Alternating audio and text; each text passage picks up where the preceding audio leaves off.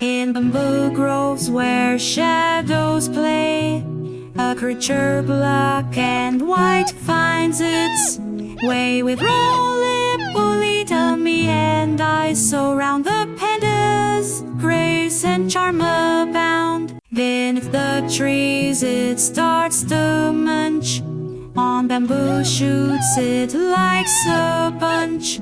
With dental paws and a furry face, it adds a touch of cuddly grace. Through forests green the panda roams in peaceful valleys.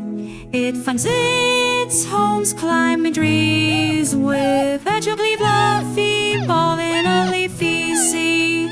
Its black-rimmed eyes hold a friendly stare, a symbol of China, rare and fair with a gentle heart and a playful mood. The panda in the mountain mist where secrets hide, the panda rests by the bamboos side, a symbol of peace rare and true in the heart of nature where. So here's to the panda big and small, a friend to nature one and all, with fur so soft and a love so wide. The panda fills our